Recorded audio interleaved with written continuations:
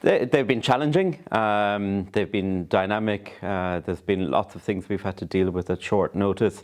Firstly and foremost, I want to thank so many people who have helped us hugely over the last number of days. It's obviously been a fast-changing environment. We've been dealing with a lot of unexpected things happening, and we're hugely grateful and thankful for all the support we've had from so many groups and individual people. Obviously our assistants on the ground in South Africa, but also the IRFU, the South African Rugby Union, the Department of Foreign Affairs, the Government of Ireland. I also want to especially thank Her Excellency Ambassador Fionnuala Gilson, and so many people, all of the Munster Rugby staff, all of the IRFU staff, the URC, our partner Rugby Travel Ireland, and the Irish Embassy in South Africa for all their assistance over the last number of days. They've been excellent. We obviously have had a people first approach. We were very fortunate to be able to bring back 34 of our players and staff. That group arrived back into Ireland yesterday, and they left Cape Town on Tuesday and travelled through the night. Again, so many people were instrumental in helping us to bring that group safely back to Ireland. On re-entry into Ireland, all of the individuals in that group have begun the mandatory self-isolation quarantine as prescribed by the government, and they're undertaking that quarantine at a mix of hotel and home environments. The group that travelled from Cape Town on Tuesday night had all returned 4 negative PCR tests over a 6-day period. They had all been self-isolating in individual hotel rooms at the hotel in Cape Town since Sunday evening, and they all travelled in FFP level 3 protective masks. The 34 individuals who came back into Ireland yesterday, they're Munster players, Munster staff, but first and foremost, they're our people. We're delighted we're able to bring them back as soon as possible and as safely as possible. We know there was huge concern, particularly on the part of friends and families of every individual in that group. It also brought home to us how privileged we are and how fortunate we are to have so many people who are able to help us, and the resources we have available. I know from talking to the ambassador on the ground in South Africa that there are far more people in far more challenging circumstances than us, and we are hugely fortunate to be able to get that group back safe and sound. It was obviously very difficult for the majority of the group to leave South Africa and to leave some of our people behind us. We have 14 players and staff who are in isolation in Cape Town at the moment. They are completing their mandatory 10-day quarantine period in Cape Town, and we look forward to welcoming that group back safely into Ireland when their mandatory quarantine period has finished. The group is being extremely well cared for on the ground through our South African assistants. They have full access to medical treatment. Thankfully, the group is safe and well, largely asymptomatic. The symptoms seem to be mild for those that have experienced symptoms. So we are very hopeful that they will come through this period without experiencing more severe symptoms.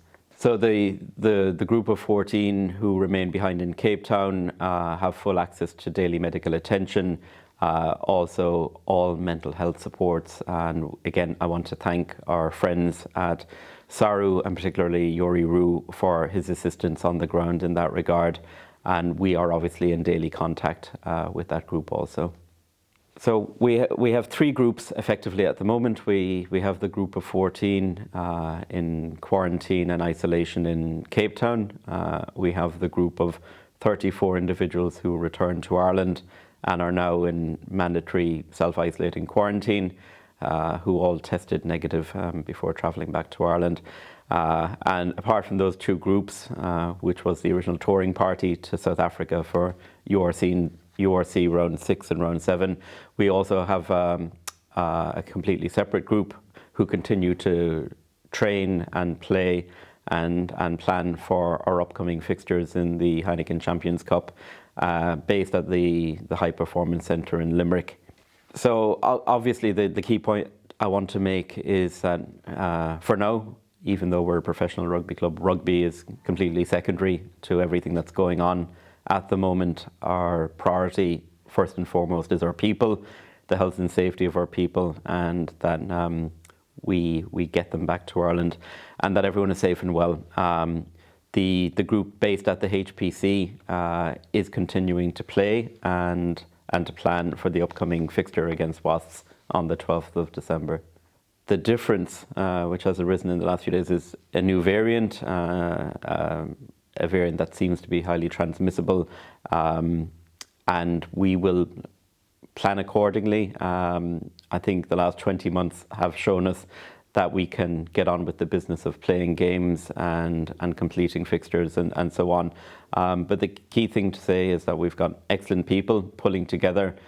We've got academy staff, senior staff who didn't travel to South Africa, and they're all working hard now at the HPC every day to go ahead with the planning for the upcoming fixtures. Obviously, we're in regular contact with EPCR. We're not the only club in this situation, travelling back from South Africa, having significant groups of players unavailable for the upcoming fixtures.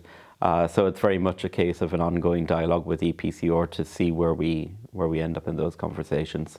So the group at the HPC is being led at the moment by Ian Costello, our academy manager, and ably led also, I will say, by our captain Peter O'Mahony and all of the Irish internationals who did not travel to South Africa. That group is preparing well for the upcoming game against Wasps. So as well as our international players, we obviously have rehabbing players, we have players from our academy, we have our provincial talent squad players, we have national talent squad players, all training together at the HPC at the moment. Obviously the key point to make is that we are in the middle of a pandemic. The last few days have shown us that the best laid plans can be torn up, and that we have to be agile, we have to be adaptable. So we're prepared for whatever comes next in the coming days and weeks of the season. Again, what the last few days have shown us is that plans can change and we have to adapt to changes in the environment. But as things stand, yes, as long as we can field a squad of 23 players who can go out there and represent Munster, we intend to complete the fixture and to take the field against Wasps on Sunday the 12th. There's an awful lot of moving parts going on at the moment. The situation seems to change not just on a daily basis, but on an hourly basis. We are doing everything we can to be agile, to adapt to the situation and to be prepared for whatever the season throws at us and to be prepared for whatever COVID throws at us. I think the last few days have demonstrated, if proof were needed, what an incredible group of people we have within the club, but also outside the club, working with us to help our players and to help our staff. It's been genuinely heartwarming to see the support, to see the concern that's been expressed in the last number of days, and to see the assistance coming from every quarter to ensure, A, that we come back to Ireland safely, but also that we can go out there in the coming weeks and months to represent Munster and to go and play as Munster. So finally, all I can say is heartfelt thank you again to everyone within the club, to all our supporters all around the world, to all the people who've helped us over the last number of days especially. It's been terrific to see the level of support out there for Munster, and the players, the staff, the management are hugely grateful for that support. And more than anything, I want to say thank you to the families and the friends of the travelling group who went to South Africa. They've been incredibly supportive, incredibly resilient. It hasn't been an easy time for any of the families. There's people and there's families behind it all, and we've done everything we can to support the people and the families.